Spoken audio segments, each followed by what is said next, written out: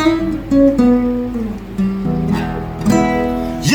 balik lagi bareng gue Jerry di channel MMTV.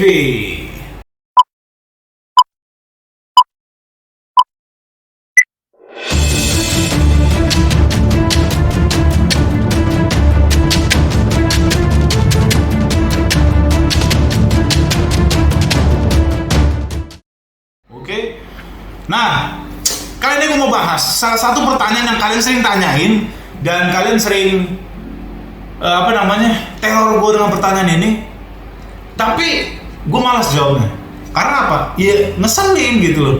Dipikir gue apa gitu kan, 24 jam harus jawabin pertanyaan kalian. Sekalian aja gue langsung, oke deh, gue tampung semuanya, gue jawab di sini sekarang. Apa itu pertanyaannya? Pertanyaannya ini simple sih, tapi krusial. Ya, dulu mungkin udah pernah dibahas ya sebentar doang gitu ya. Tapi sekarang gue mau bahas dalam. Apa itu? Dulu si Andrew yang pernah bahas deh.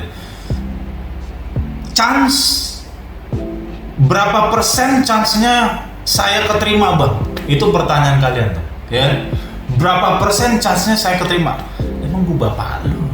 Kalau mau dipikirin ya, emang gue bapak lu? Nggak mikirin chance keterimanya berapa? Nah, nggak bisa dijawab dalam tanda kutip langsung chance keterima begini, nggak bisa. Ya gue harus tahu data kamu itu bagaimana, kamu itu siapa, kamu itu bagaimana backgroundnya, itu baru ketahuan chance-nya berapa. Oke? Paham ya? Nah sekarang gue kasih ada orang chance dari 0 sampai 100%, ya 0 sampai 100%. Gue akan bahas aja di sini langsung deh, chance orang yang keterima visa ke Amerika. Mulai dari 0% dulu.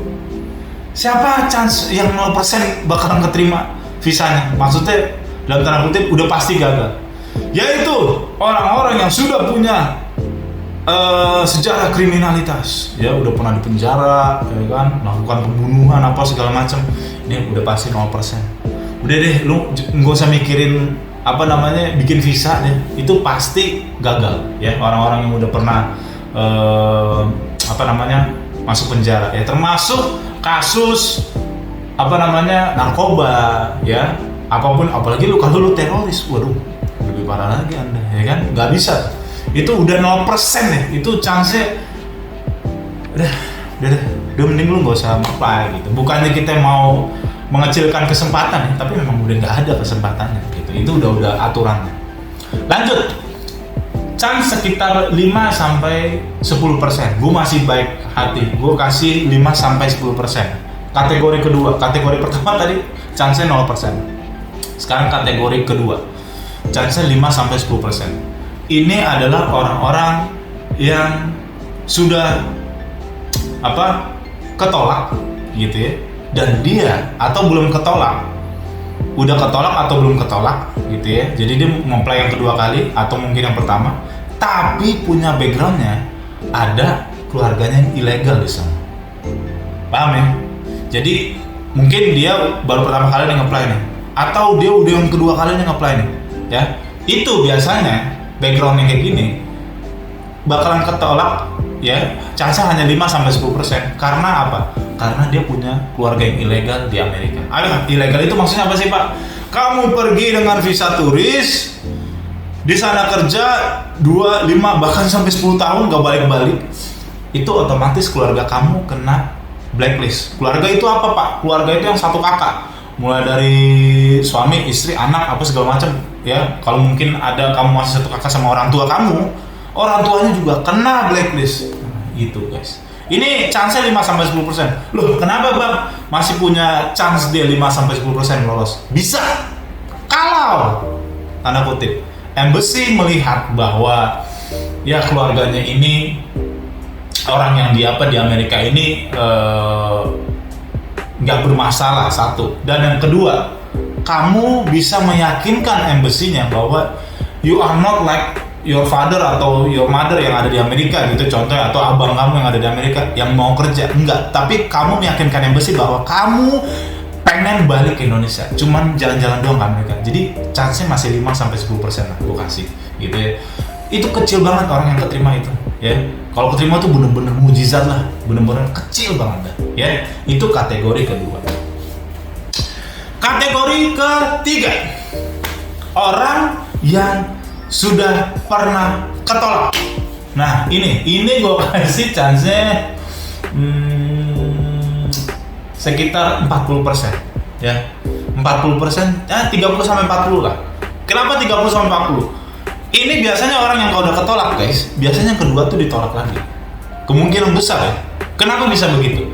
Pertama, kita harus cari tahu dulu ketolaknya karena apa, ya. Kalau ketolaknya karena dia memasukkan data, wah ini persentasenya lebih kecil lagi, 20-an persen lah, ya.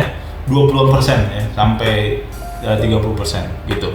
Tapi kalau pemasukan data tuh yang seperti apa sih Pak? Gini, contoh memasukkan rekening koran. Lu semua yang pada masukin rekening koran ya, taubat lah, ya kan? Gak usah dipasuin, udah apa adanya aja. Memasukkan rekening koran, memasukkan data pekerjaan. Lu semua juga yang suka masukin data pekerjaan, kagak manajer, ngakunya manajer, ketahuan, gagal. Ya. Nah, ketika gagal, dia mau nge-apply lagi. Chances cuma 20-30%. Ya, ini aduh, hancur deh. Kacau deh, ya. Tapi chance lebih besar 30-40% kalau misalnya dia salah data. Salah data itu misalnya seperti apa sih, Bang? Misal ya kamu bikin sama agennya ini asal-asalan bikin datanya ya. Jadi asal ngetik aja, kan bikin DS itu capek guys. Nanti ada gue kasih tutor juga deh bikin DS deh. Ya, chance itu aduh 40%-an lah. Datanya asal-asalan, dikasih apa, diisinya apa, dan bodohnya kamu DS-nya nggak dicek ya kan. Jadi pas aku data gue begini, padahal gue kan nggak begini. Nah, ketika di interview kamu ngomong apa, data kamu ngomong apa, akhirnya gagal. Nah, ini chance-nya masih 40% lah. Ketika nanti dibenerin datanya, itu masih bisa lolos 40%. Oke? Itu kategori yang ketiga. Sekarang kategori yang keempat. Oke? Yang belum pernah ketolak tapi single. Ini gua kasih 50%. Yang belum pernah ketolak berarti baru pertama kali nge-apply ya. Dan dia single. Oke? Ini gua kasih 50%. Nah, tapi ada dua bedanya. 50 dan 60%. Kenapa 50 dan 60%? Kalau lu single laki-laki, ini 50%. Kalau lu single cewek, 60%. Kenapa sih Bang begitu? Karena ini udah jadi pattern di embassy bahwa kalau laki-laki tuh cenderungannya ke Amerika tuh kerja. Jadi 50% lu pasti ketolak, tapi 50% juga lu bisa keterima. Oke? Nah, kalau cewek itu 60%, cewek single ya. 60% kemungkinan besar keterimanya. Walaupun dia single ya, belum menikah, oke, itu 60%. Karena embassy masih melihat, oh dia cewek, jarang lah cewek mau kerja. Memang benar mau jalan-jalan, oke? Tapi itu pun hanya 60%. Itu kategori keempat. Sekarang naik lagi, kategori kelima. Kesempatan chance itu sekitar ya 70 sampai 80%. Ya, ini apa? Kamu belum pernah ketolak, baru nge-apply pertama kali, tapi bukan single, suami istri. Wah ini 70-80% keterimanya, ya. Kenapa gitu? Karena punya ikatan yang kuat, chance kamu besar untuk diterima visanya. 70-80%. Makanya gue selalu bilang, kalau mau nge-apply itu biasakan suami dan istri. Itu ikatan ya, ikatan. Ini embassy melihat hal seperti ini, gitu ya. 70-80%. Nah, kalian kalau punya status suami atau istri, udah di tangan 70-80% gitu ya. Tambah lagi datanya harus diisi dengan benar ya, ingat gitu.